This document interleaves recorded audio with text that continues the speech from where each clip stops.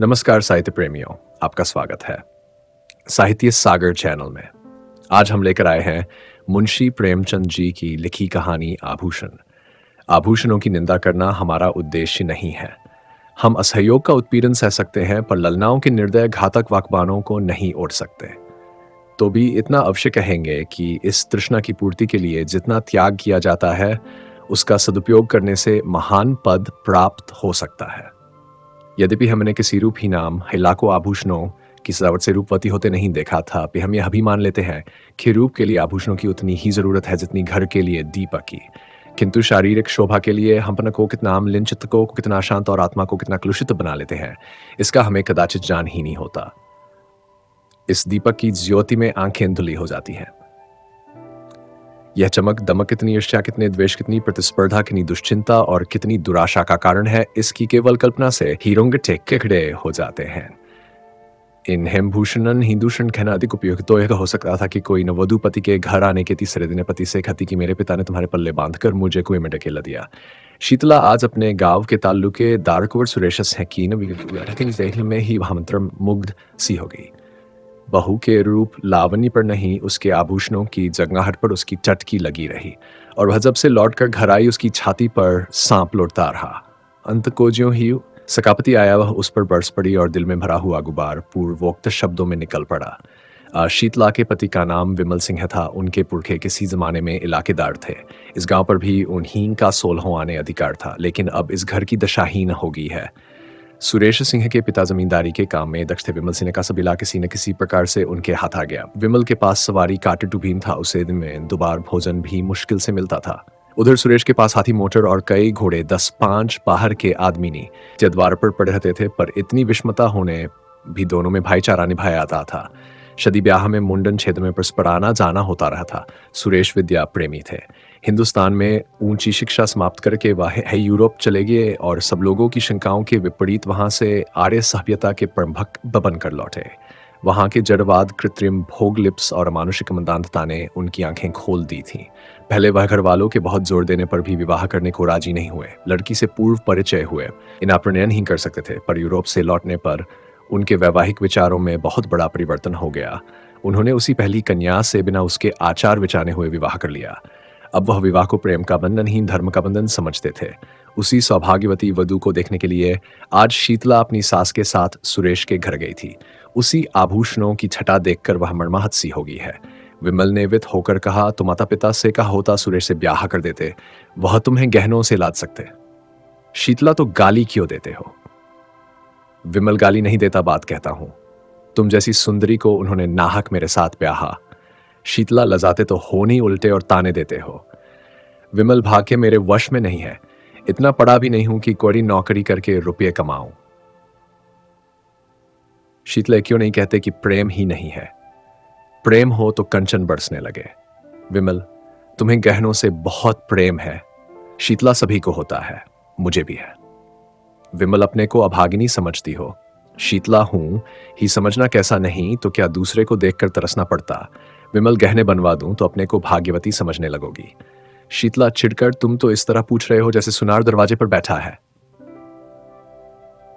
विमल, नहीं, सच कहता हूं, बनवा दूंगा। हाँ, कुछ दिन सब्र करना पड़ेगा। समर्थ पुरुषों को बात लग जाती है तो प्राण ले लेते हैं। सामर्थ्यहीन पुरुष अपनी ही जान पर खेल जाता है। विमल सिंह ने घर से निकल जाने की ठानी। निश्चय किया, या तो इसे गहनों से ही लाद दूंगा या वैधव्य शोक से, या तो आभूषण ही पहनेगी या सेंदूर को भी तरसेगी। दिन भर वह चिंता में डूबा पड़ा रहा। शीतला को उसने प्रेम से संतुष्ट करना चाहा था। आज अनुभव हुआ कि नारी का हृदय प्रेम पाशसेन ही बतंचन के पाश ही से बच सकता है। बहरात जाते जाते वह हर से चल खड़ा हुआ, पीछे फिरकर कमी देखा। जान से जागे हुए विराग में चाहे मोह का संस्कार हो, पर नैराश्य से जागा हुआ विराग अचल होता है। प्रकाश में इधर की वस्तुओं को देखकर मन विचलित हो सकता है, पर अंधकार में किसका साइजोली कैसे जौभर हट सके। विमल के पास विद्या न थी, कला कौशल भी न था। उसे केवल अपने कठिन परिश्रम और कठिन आत्मत्याग ही का आधार था। वह पहले कलकत्ते गया। वहां कुछ दिन तक एक सेठ की अगवानी करता रहा। वहां जो सुन पाया कि रंगून में मजदूरी अच्छी मिलती है, तो वह रंगून जा पहुंचा और बंदर पर माल चढ़ाने उतारने का काम करने लगा। कुछ तो कठिन श्रम, कुछ खाने पीने के असंयम और कुछ जलवायु की खराबी के कारण वह बीमार हो गया। शरीर दुर्बल हो गया, मुख की कांति जाती रही। फिर भी उससे ज्यादा मेहनती मजदूर बंदर पर दूसरा न था, और मजदूर थे पर यह मजदूर तपस्वी था। मन में जो कुछ ठान लिया था उसे पूरा करना उसके जीवन का एकमात्र उद्देश्य था। उसने घर को अपना कोई समाचार न भेजा। अपने मन से तर्क किया, घर में मेरा कौन हितु है, गहनों के सामने मुझे कौन पूछता है। उसकी बुद्धि यह हंसिया समझने असमर्थ थी कि आभूषणों की लालसा रहने पढ़ भी पढ़ने का पालन किया जा सकता है। और मजदूर प्रातः काल से मिठाई खाकर जलपान करते थे। दिन भर दम भर पर गांजे, चर्स और तम्बाकू के दम लगाते थे। अवकाश पाते तो बाजार की सैर करते थे। कितनों ही को शराब का भी शौक था। पैसों के बदले रुपए कमाते थे तो पैसों की जगह रुपए खर्च भी कर डालते थे। किसी की देह पर साबुत पड़े थे। पर विमल उन गिनती के 2-4 मजदूरों में था जो स्नेह से रहते थे, जिनके जीवन का उद्देश्य खा पीकर मर जाने के सिवा कुछ और भी था। थोड़े ही दिनों में उसके पास थोड़ी सी संपत्ति हो गई। धन के साथ और मजदूरों पर दबाव भी बढ़ने लगा। यह प्राय सभी जानते थे कि विमल जाति का कुलीन ठाकुर है। सब ठाकुर ही कहकर उसे पुकारते थे। संयम और आचार समान सिद्धि के मंत्र हैं। विमल मजदूरों का नेता और महाजन हो गया। विमल को रंगून में काम करते हुए 3 वर्ष हो चुके थे। संध्या हो गई थी। वह कई मजदूरों के साथ समुद्र के किनारे बैठा बातें कर रहा था। एक मजदूर ने कहा, यहाँ की सभी स्त्रियां निठुर होती हैं। बेचारा जिंगर 10 बरस से उसी बर्मी स्त्री के साथ रहता था। कोई अपनी ब्याही जोरू से भी इतना प्रेम न रखा होगा। उस पर विश्वास करता था कि जो कुछ कमाता सो उसके हाथ में रख देता था। 3 लड़के तक दोनों साथ साथ खाकर लेते। न कोई लड़ाई न बात न चीत। रात को और तंजाने के हाथ चली गई। बेचारा जिंगर रो रहा है। सबसे बड़ी मुश्किल तो छोटे बच्चे की है। कैसे जीगा भगवान ही जाने। विमल सिंह ने गंभीर भाव से कहा, गहने बनवाता था कि नहीं? मजदूर, रुपये पैसे तो औरत ही के हाथ में थे। गहने बनवाती उसका हाथ कौन पकड़ता? दूसरे मजदूर ने कहा, गहनों से तो लदी हुई थी। जिधर से निकल जाती थी छम छम की आवाज से कान भर जाते थे। विमल जब गहने बाने पर भी निठुराई की तो यही कहना पड़ेगा कि यह जाति ही बेवफा होती है। इतने में एक आदमी आकर विमल सिंह से बोला, चौधरी, अभी मुझे एक सिपाही मिला था। वह तुम्हारा नाम, गांव और बाप का नाम पूछ रहा था। कोई बाबू सुरेश सिंह है। विमल ने सशंक होकर कहा, हाँ है तो। मेरे गांव के इलाकेदार और बिरादरी के भाई हैं। आदमी, उन्होंने थाने में कोई नोटिस छपवाया है कि जो विमल सिंह का पता लगावेगा उसे 1000 रुपये का इनाम मिलेगा। विमल, तो तुमने सिपाही को सब ठीक ठीक बता दिया। आदमी, चौधरी, मैं कोई गवार हूं, क्या समझ गया? कुछ दाल में काला है नहीं तो कोई इतने रुपये क्यों खर्च करता? मैंने कह दिया कि उनका नाम विमल सिन्हा नहीं, जसोदा पांडे है। बाप का नाम सुखू बताया और घर जिला झांसी में। पूछने लगा, यहाँ कितने दिन से रहता है? मैंने कहा कोई 10 साल से। तब कुछ सोचकर चला गया। सुरेश बाबू से तुमसे कोई अदावत है क्या चौधरी? विमल, अदावत तो नहीं थी, मगर कौन जाने उनकी नीयत बिगड़ गई हो। मुझ पर कोई अपराध लगाकर मेरी जगह जमीन पर हाथ बढ़ाना चाहते हो। तुमने बड़ा अच्छा किया कि सिपाही को उड़न जाइन बताई। आदमी मुझसे कहता था कि ठीक ठीक बता दो तो 50 रुपये तुम्हें भी दिला दूं। मैंने सोचा आप तो 1000 की गठरी मारेगा और मुझे 50 रुपये दिलाने को कहता है। फटकार बता दी। एक मजदूर मगर जो 200 रुपये देने को कहता तो तुम सब ठीक ठीक नाम ठिकाना बता देते। क्यों धत तेरे लालची की?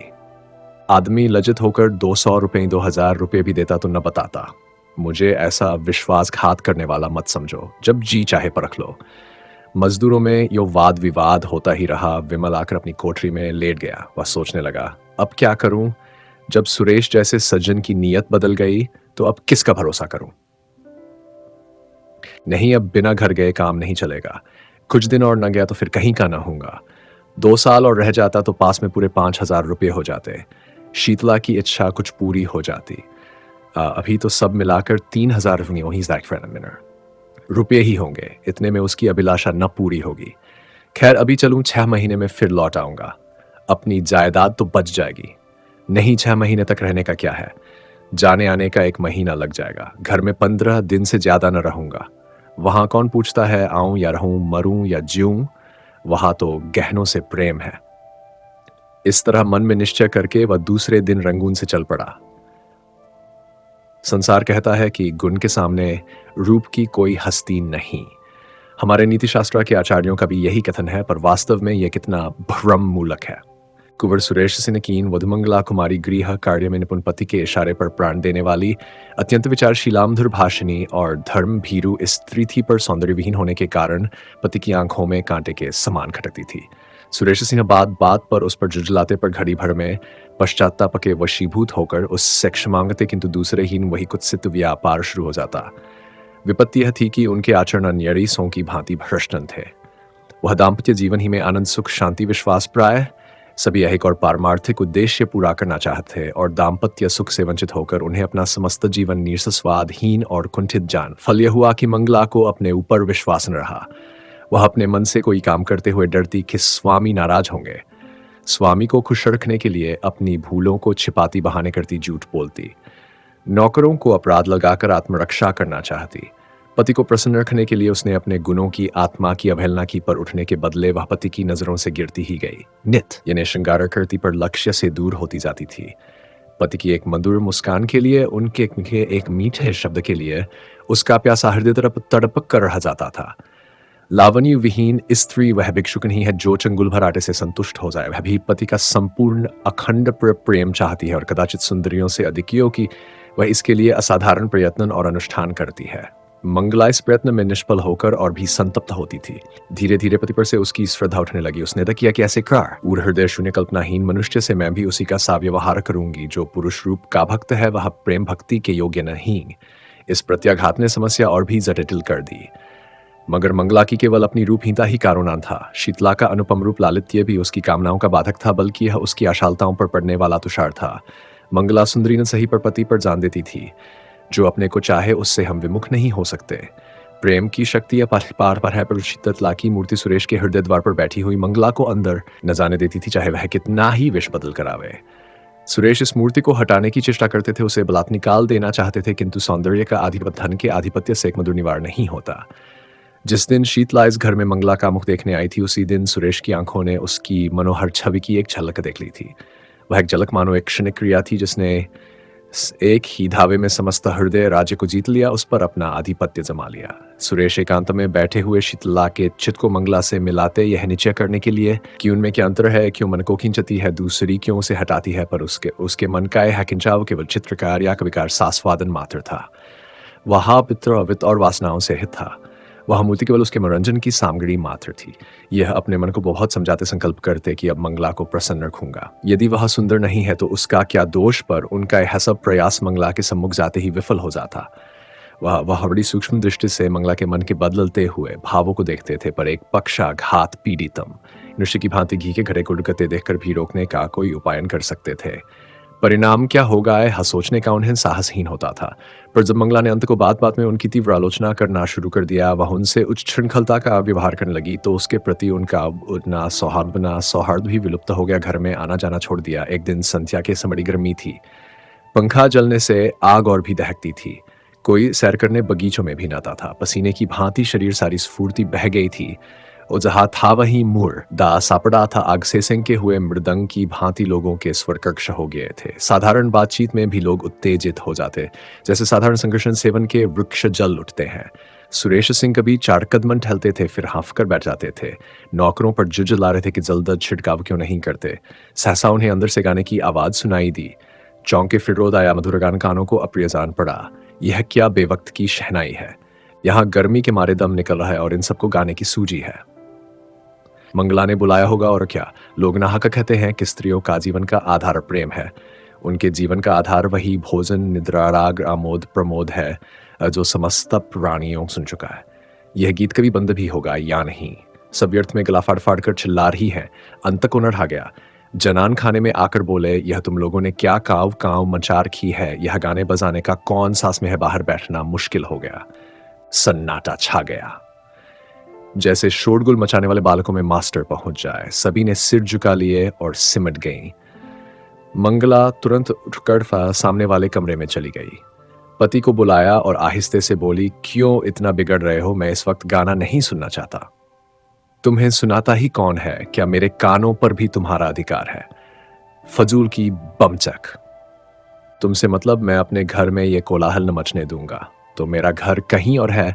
सुरेश सिंह ने इसका उत्तर न देकर बोले, इन सबसे कह दो फिर किसी वक्त आए। मंगला, मंगला, इसलिए तुम्हें इनका आना अच्छा नहीं लगता? हाँ, इसीलिए।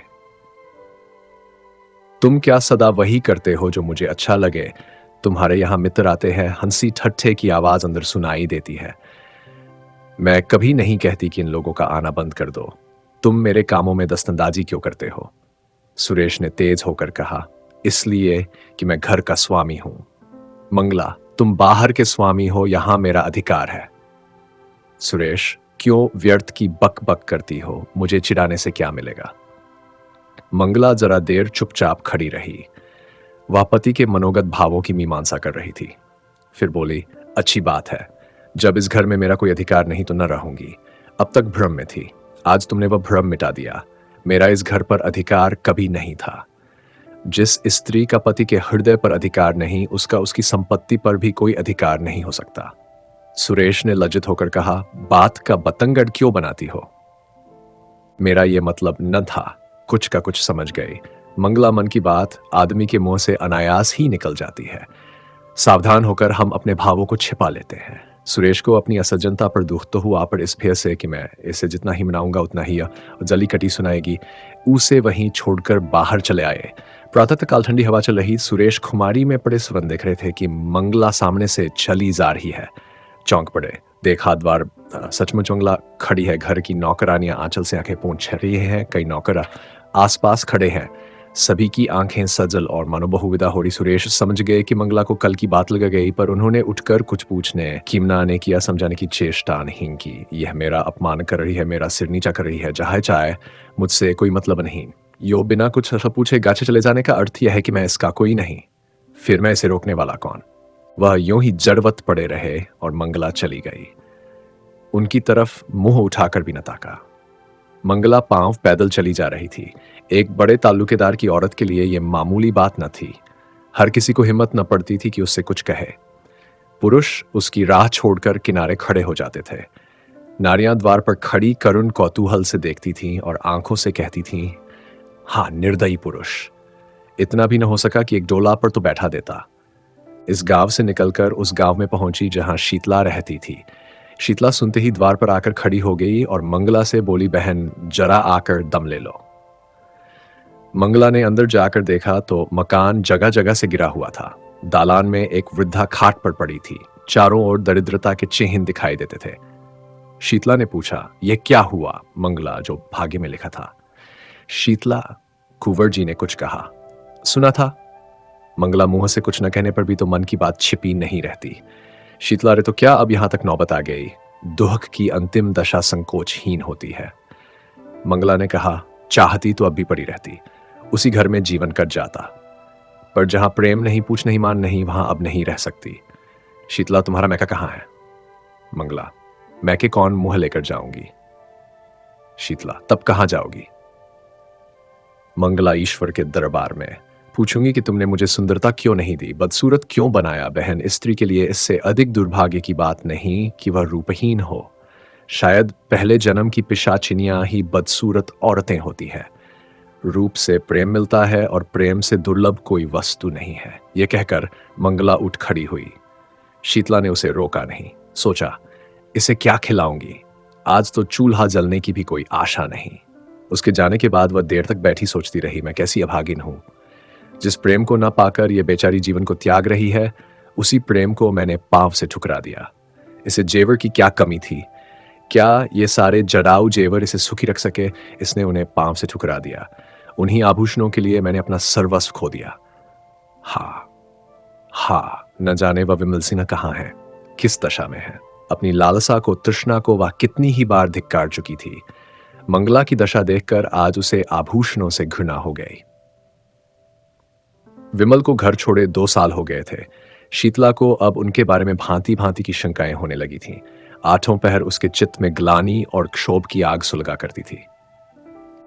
देहात के छोटे मोटे जमींदारों का कामडान डपट छीन झपट ही से चला करता है। विमल की खेती बेगार में होती थी। उसके जाने के बाद सारे खेत प्रति रहना मिला। इस ख्याल से साजे पर भी किसी ने जोता कि बीच में कहीं विमल सिन्हा आ गए तो साझेदार को अंगूठा दिखा देंगे। असामियतला ने महाजन से रुपये उधार लेकर काम चलाया। दूसरे वर्ष भी यही कैफियत रही। अब की महाजन ने रुपये नहीं दिए। शीतला के गहनों के सिरकों के एज दूसरा साल समाप्त होते घर की सबले पूंजी निकलगी। फाके होने लगे बूढ़ी सास, छोटा देवानंद और आप चार प्राणियों का खर्च था। नाथ हित भी आते ही रहते। उस पर यह और मुसीबत हुई कि मैके में एक फौजदारी होगी। पिता और बड़े भाई उसमें फंस गए। दो छोटे भाई, एक बहन और माता, चार प्राणी और सर पर आड़टे। गाड़ी पहले मुश्किल से चलती थी, जब जमीन में धंस गई। प्रातःकाल सेल आरंभ हो जाता। समदिन से साले बहनों इससे गुज जाते। कभी तो अन्न के अभाव से भोजनहीन बनता, कभी भोजन बनने पर भी गाली गलौज के कारण खाने की नौबत आती। लड़के दूसरों के खेतों में जाकर गनन और मटर खाते, वो दूसरों के घर जाकर अपना दुखड़ा रोती और ठकुर सोहाती करती। पुरुष की अनुपस्थिति में स्त्री के मैके वालों का प्राधान्य हो जाता है। इस संग्राम में प्राय विजय पताका मैके वालों ही के हाथ में रहती है। किसी भांति घर अनाज आ जाता तो उसे पीसे कौन। शीतला की माँ खती 4 दिन के लिए आई हूँ तो कि चलाऊं सास खती खाने की बेड़ तो बिल्ली की तरह पकेंगी। पीसते क्यों जान निकलती है। विवश होकर शीतला को अकेले पीसना पड़ता। भोजन के समय वह महाभारत मचता की पड़ोस वाले तंग आ जाते। शीतलाक भी माँ के पैरों पड़ती, घास के चरण पकड़ती, लेकिन दोनों ही उसे झिड़क देती। माँ खती, तूने यहाँ बुलाकर हमारा पानी उतार लिया। सास खती, मेरी छाती पर सौत लाकर बैठा दी, अब बातें बनाती है। इस घोर विवाद में शीतला अपना अविरत शोक भूल गई। सारी अमंगल शंकाएं इस विरोधाग्नि में शांत हो गईं। बस अब ही चिंता थी कि इस दशा से छुटकारा कैसे हो। माँ और सास दोनों ही का यमराज के सिवा और कोई ठिकाना था, पर यमराज उनका स्वागत करने के लिए बहुत उत्सुक नहीं जान पड़ते थे। सैकड़ों उपाय सोचती, पर उस पति की भांति जो दिन भर चलकर भी अपने द्वार ही पर खड़ा हो, उसकी सोचने की शक्ति निश्चल हो गई थी। चारों तरफ निगाहें दौड़ाती, कहीं कोई शरण का स्थान है, पर कहीं निगाहें जमती। एक दिन वही इसी नैराश्य की अवस्था में द्वार पर खड़ी थी। मुसीबत में, चित्त की उद्विग्नता में, इंतजार में द्वार से हमें प्रेम हो जाता है। सहसा उसने बाबू सामने से घोड़े पर जाते देखा। उनकी आंख उसकी ओर फिरी, आंखें मिल गईं। वह झिझकर पीछे हट गई, किवाड़े बंद कर लिए। कुंवर साहब आगे बढ़ गए। शीतला को खेद हुआ कि उन्होंने मुझे देख लिया। मेरे सिर पर साड़ी फटी हुई थी, चारों तरफ उसमें पैबंद लगे हुए थे। वह अपने मन में न जाने क्या कहते होंगे। कुंवर साहब को गांव वालों से विमल सिंह के परिवार के कष्टों की खबर मिली थी। वह गुप्त रूप से उनकी कुछ सहायता करना चाहते थे, पर शीतला को देखते ही संकोच ने उन्हें ऐसा दबाया कि द्वार पर एक क्षण भी न रुक सके। मंगला के गृह त्याग के 3 महीने पीछे आज वह पहली बार घर से निकले थे। मारे शर्म के बाहर बैठना छोड़ दिया था। इसमें संदेह नहीं कि कुंवर साहब मन में शीतला के रूप रस का आस्वादन करते थे। मंगला के जाने के बाद उनके हृदय में एक विचित्र दुष्कामना जाग उठी। क्या किसी उपाय से यह सुंदरी मेरी नहीं हो सकती विमल का? मुद्दत से पता नहीं, बहुत संभव है कि वह अब संसार में न हो, किंतु इस दुष्कल्पना को विचार से दबाते रहते थे। शीतला की विपत्ति की था सुनकर भी वह उसकी सहायता करते हुए डरते थे। कौन जाने वासना ही वेशधर कर मेरे विचार और विवेक पर कुठाराघात करना चाहती हो। अंतकुलाल साकी कपट लीला उन्हें भुलावा दे ही। वह शीतला के घर उसका हालचाल पूछने गए। मन में तर्क किया, यह कितना घोर अन्याय है कि एक अबला ऐसे संकट में हो और मैं उसकी बात भी न पूछूं। पर वहां से लौटे तो बुद्धि और विवेक की रस्सियां टूट गई थीं और नौका मोह वासना के अपार सागर में डुबकियां खा रही थी। ये मनोहर छवि, यह अनुपम सौंदर्य एक क्षण में उन्मत्तों की भांति बकने लगे। ये प्राण और ये शरीर तेरी भेंट करता हूं। संसार हंसेगा हंसे, महापाप है हो, कोई चिंता नहीं। इस स्वर्गीय आनंद से मैं अपने को वंचित नहीं कर सकता। वह मुझसे भाग नहीं सकती। इस हृदय को छाती से निकालकर उसके पैरों पर रख दूंगा। विमल मर गया, नहीं मरा तो अब मरेगा। पाप क्या है पता नहीं। कमल कितना कोमल, कितना प्रफुल्ल, कितना ललित है, क्या उसके अधरों। अकस्मात वह ठिठ गए, जैसे कोई भूली हुई बात याद आ जाए। मनुष्य में बुद्धि के अंतर्गत एक अज्ञात बुद्धि होती है।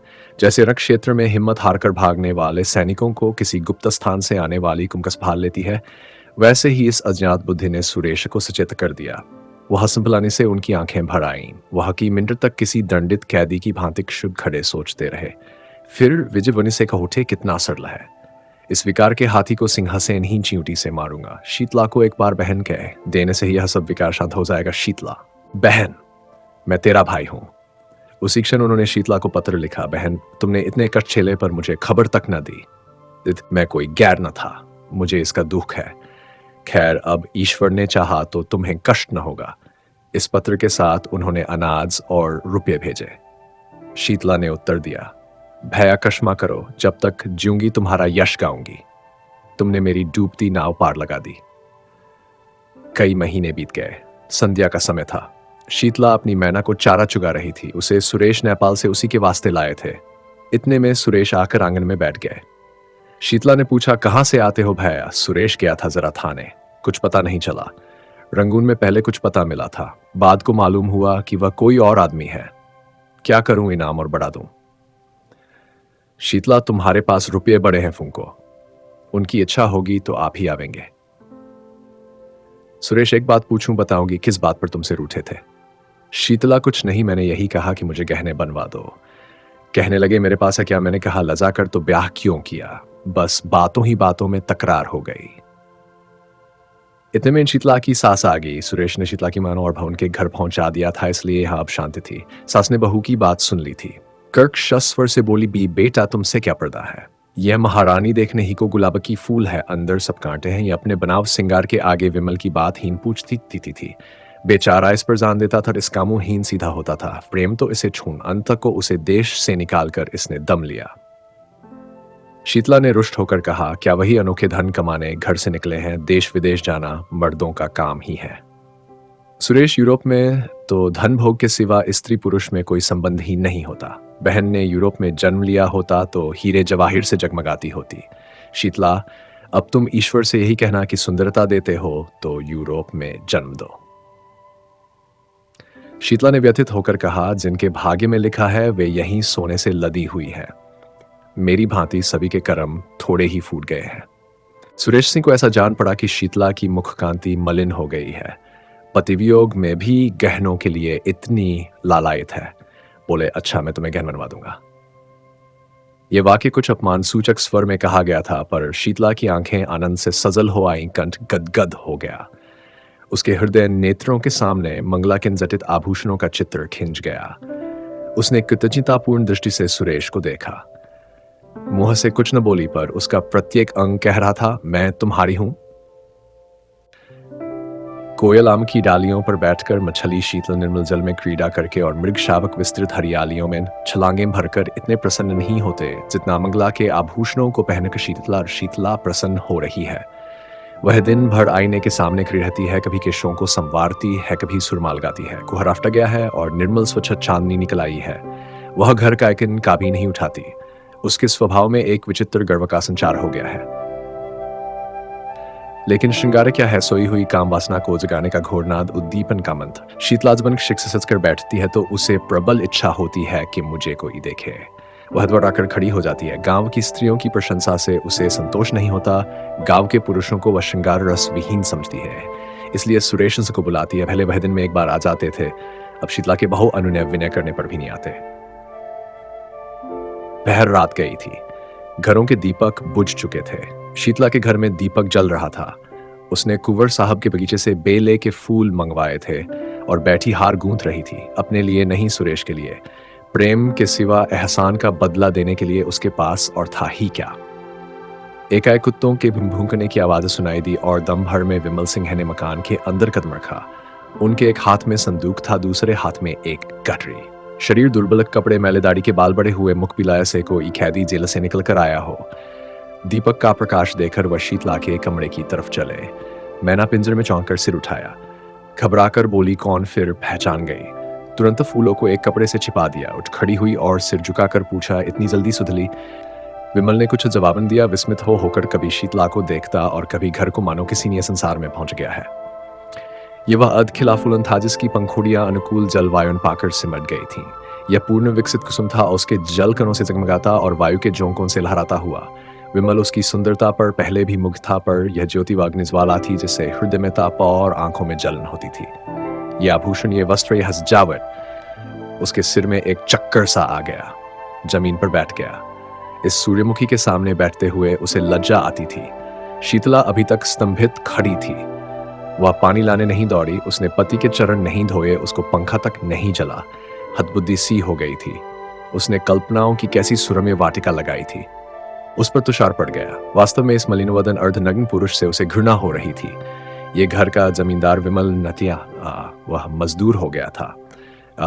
मोटा काम मुखाकृति पर असर डाले बिना नहीं रहता। मजदूर सुंदर वस्त्रों में भी मजदूरी रहता है। सहसा विमल की मां चौंकी। शीतला के कमरे में आई तो विमल को देखते ही माता स्नेह से विह्वल होकर उसे छाती से लगा लिया। विमल ने उसके चरणों पर सिर रखा। उसकी आंखों से आंसुओं की गरम गरम बूंदें निकल रही थीं। मां पुलकित हो रही थी, मुख से बात न निकलती थी। एक क्षण में विमल ने कहा, अम्मा। कंठ ध्वनि ने उसका आशय प्रकट कर दिया। मां ने प्रश्न समझकर कहा, नहीं बेटा, यह बात नहीं है। विमल, यह देखता क्या हूं? मां, स्वभाव ही ऐसा है तो कोई क्या करे। विमल, सुरेश ने मेरा हुलिया क्यों लिखाया था मां, तुम्हारी खोज लेने के लिए। उन्होंने दया न की होती तो आज घर में किसी को जीता ना पाते। विमल, बहुत अच्छा होता। शीतला ने ताने से कहा, अपनी ओर से तुमने सबको मार ही डाला था, फूलों की सेज नहीं बिछा गए थे। विमल, अब तो फूलों की सेज ही बिछी हुई देखता हूं। शीतला, तुम किसी के भाग्य के विधाता हो। विमल सिंह उठकर क्रोध से कांपता हुआ बोला, अम्मा, मुझे यहां से ले चलो। मैं इस पिशाचिनी का मुंह नहीं देखना चाहता। मेरी आंखों में खून उतरता चला आता है। मैंने इस कुल कलंकिनी के लिए 3 साल तक जो कठिन तपस्या की है, उससे ईश्वर मिल जाता, पर इसे न पा सका। यह कहकर वह कमरे से निकल आया और मां के कमरे में लेट रहा। मां ने तुरंत उसका मुंह और हाथ पैर धुलाए। वह चूल्हा जलाकर पूरियां पकाने लगी। साथ साथ घर की विकथा भी कहती जाती थी। विमल के हृदय में सुरेश के प्रति जो उदाग्रण्य प्रज्वलित हो रही थी, वह शांत हो गई, लेकिन उन्होंने रक्तदाह का रूप धारण किया। जोर का बुखार चढ़ाया। लंबी यात्रा की थकान और कष्ट तो था ही, बरसों के कठिन श्रम और पके बादे मानसिक संताप और भी दुस्सह हो गया। सारी रात वह अचेत पड़ा रहा। मां बैठी पंखा जलती और रोती थी। दूसरे दिन भी वह बेहोश पड़ा रहा। शीतला उसके पास एक क्षण के लिए भी न आई। इन्होंने मुझे कौन से सोने के कौर खिला दिए हैं जो इनकी धौन सहूं। यहां तो जैसे कंता घर रहे वैसे रहे विदेश। किसी की फूटी कौड़ी नहीं जानती। बहुत ताव दिखाकर तो गए थे, क्या लाद लाए। संध्या के समय सुरेश को खबर मिली, तुरंत दौड़े हुए आए। आज 2 महीने के बाद उन्होंने उस घर में कदम रखा। विमल ने आंखें खोली, पहचान गया। आंखों से आंसू बहने लगे। सुरेश के मुखारविंद पर दया की ज्योति झलक रही थी। विमल ने उसके बारे में जो अनुचित संदेह किया था, उसके लिए वह अपने को धिक्कार रहा था। शीतला ने ज्यों ही सुना कि सुरेश सिंह आए हैं, तुरंत शीशे के सामने गई। केश छिटका लिए और विपत की मूर्ति बनी हुई विमल के कमरे में आई। कहां तो विमल की आंखें बंद थीं, मूर्छित सा पड़ा था, कहां शीतला के आते ही आंखें खुल गईं। अग्निमय नेत्रों से उसकी ओर देखकर बोला, अभी आई है, आज के तीसरे दिन आना। कुंवर साहब से उस दिन फिर भेंट हो जाएगी। शीतला उल्टे पांव चली गई। सुरेश पर घड़ों पानी पड़ गया। मन में सोचा, कितना रूप लावण्य है, पर कितना विषाक्त। हृदय की जगह केवल श्रृंगार लालसा। आतंक बढ़ता गया। सुरेश ने डॉक्टर बुलवाए, पर मृत्युदेव ने किसी की न मानी। उनका हृदय पाषाण है, किसी भांति नहीं पसीजता। कोई अपना हृदय निकाल कर रख दे, आंसुओं की नदी बहा दे, उन्हें दया नहीं आती। बसे हुए घर को उजाड़ना, लहराती हुई खेती को सुखाना उनका काम है। और उनकी निर्दयता कितनी विनोदमय है। ये नित्य नए रूप बदलते रहते हैं। कभी दामिनी बन जाते हैं तो कभी पुण्यमाला, कभी सिंह बन जाते हैं तो कभी सियार, और कभी अग्नि के रूप में दिखाई देते हैं तो कभी जल के रूप में। तीसरे दिन पिछली रात को विमल की मानसिक पीड़ा और हृदय ताप का अंत हो गया। चोर दिन को कोई चोरी नहीं करता। यमन के दूत प्राय रात ही को सबकी नजर बचाकर आते हैं और प्राण रत्न को चुरा ले जाते हैं। आकाश के फूल मुरझाए हुए, वृक्ष समूह स्थिर थे, पर शोक में मग्न सिर झुकाए हुए। बाह्य रूप है, रात मृत्यु का क्रीड़ा क्षेत्र है। उसी समय विमल के घर से आर्तनाद सुनाई दिया। वह नाद से सुनने के लिए मृत्यु देव विकल रहते हैं। शीतला चौंक पड़ी और घबराई हुई मरण शैया की ओर चली। उसने मृतदेह पर निगाह डाली और भयभीत होकर एक पग पीछे हट गई। उसे जान पड़ा विमल सिन्हा उसकी ओर अत्यंत तीव्र दृष्टि से देख रहे हैं। बुझे हुए दीपक में उसे भयंकर ज्योति दिखाई पड़ी। वह हमारे भय के वहां ढरनस की। द्वार से निकल ही रही थी कि सुरेश सिन्हा से भेंट हो गई। कातर स्वर में बोली, मुझने मुझे की रोती हुई कि पैरों पर गिर पड़ू, पर वह अलग हट गए। जब किसी पथिक को चलते चलते जात होता है कि मैं रास्ता भूल गया हूं, तो वह सीधे रास्ते पर आने के लिए बड़े वेग से चलता है। चुचलाता है कि मैं इतना असावधान क्यों हो गया। सुरेश भी अब शांति मार्ग पर आने के लिए विकल हो गए। मंगला की स्नेहमी सेवाएं याद आने लगीं। हृदय में वास्तविक सौंदर्योपासना का भाव उदय हुआ। उसमें कितना प्रेम, कितना त्याग, कितनी क्षमा थी। उसकी अतुल पति भक्ति को याद करके कभी कभी वह तड़प जाते। आह, मैंने घोर अत्याचार किया, ऐसे उज्जवल रत्न का आदर न किया। मैं यूं ही जड़वत पड़ा रहा और मेरे सामने ही लक्ष्मी घर से निकल गई। मंगला ने चलते चलते शीतला से जो बातें कहीं वे उन्हें मालूम थीं पर उन बातों विश्वासन होता था। मंगला शांत प्रकृति की थी, वह इतनी उद्दंडता नहीं कर सकती, उसमें क्षमा थी, वह इतना विद्वेष नहीं कर सकती। उन कामना खाता था कि वह जीती है और कुशल से है। उसके मैके वालों को कई पत्र लिखे पर वहां व्यंग्य और कटुवाक्यों के सिवा और क्या था तक उन्होंने लिखा, अब उस रत्न की खोज में स्वयं जाता हूं, या तो लेकर ही आऊंगा या कि मुंह हमें खा लगाकर डूबा मरूंगा। इस पत्र का उत्तर आया, अच्छी बात है जाए, पर यहां से होते हुए जाएगा, यहां से भी कोई आपके साथ चला जाएगा। सुरेश सिंह को इन शब्दों में आशा की झलक दिखाई दी। उसी दिन प्रस्थान कर दिया, किसी को साथ नहीं लिया। ससुराल में किसी ने उनका प्रेम में स्वागत नहीं किया, सभी के मुंह फूले हुए थे। ससुर जी ने तो उन्हें पति धर्म पर एक लंबा उपदेश दिया। रात को जब वो भोजन करके लेटे तो छोटी साली आकर बैठ गई और मुस्कुरा कर बोली, जीजा जी, कोई सुंदरी अपने रूपहीन पुरुष को छोड़ दे, उसका अपमान करे तो आप उसे क्या कहेंगे? सुरेश गंभीर स्वर से कुटिला, साली, और ऐसे पुरुष को जो अपनी रूपहीन स्त्री को त्याग दे। सुरेश, पशु। साली, और जो पुरुष विद्वान हो। सुरेश, पिशाच। साली, हंसकर तो मैं भागती हूं, मुझे आपसे डर लगता है। सुरेश, पिशाचों का प्रायश्चित भी तो स्वीकार हो जाता है। साली, शर्त यह है कि प्रायश्चित सच्चा हो। सुरेश, यह तो वह अंतर्यामी ही जान सकते हैं। साली, सच्चा होगा तो उसका फल भी अवश्य मिलेगा, मगर दीदी को लेकर इधर ही से लौटिएगा। सुरेश की आशा नौका फिर डगमगाई। गिड़गिड़ाकर बोले, प्रभा, ईश्वर के लिए मुझ पर दया करो, मैं बहुत दुखी हूं। साल भर से ऐसा कोई दिन नहीं गया कि मैं रोकर न सोया हूं। प्रभा ने उठकर कहा, अपने किए का क्या इलाज, जाती हूं, आराम कीजिए। एक क्षण में मंगला की माता आकर बैठ गई और बोली, बेटा, तुमने तो बहुत पढ़ा लिखा है, देश विदेश घूम आए हो, सुंदर बनने की कोई दवा कहीं नहीं देखी। सुरेश ने विनयपूर्वक कहा, माता जी, अब ईश्वर के लिए और लज्जित न कीजिए। माता, तुमने तो मेरी प्यारी बेटी के प्राण ले लिए, मैं क्या तुम्हें लज्जित करने से भी गई जी में तो था कि ऐसी ऐसी सुनाऊंगी कि तुम भी याद करोगे, पर मेहमान हो, क्या जलाऊं, आराम करो। सुरेश आशा और भय की दशा में पड़े करवटें बदल रहे थे कि एकाएक द्वार पर किसी ने धीरे से कहा, जाति क्यों नहीं जागते? तो हैं किसी ने जवाब दिया, लाज आती है। सुरेश ने आवाज पहचानी, प्यासे को पानी मिल गया। एक क्षण में मंगला उनके सम्मुख आई और सिर झुकाकर खड़ी हो गई। सुरेश को उसके मुख पर एक अनूठी छवि दिखाई दी, जैसे कोई रोगी स्वास्थ्य लाभ कर चुका हो। रूप वही था पर आंखें और थीं।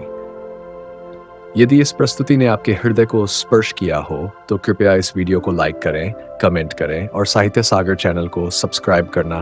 धन्यवाद।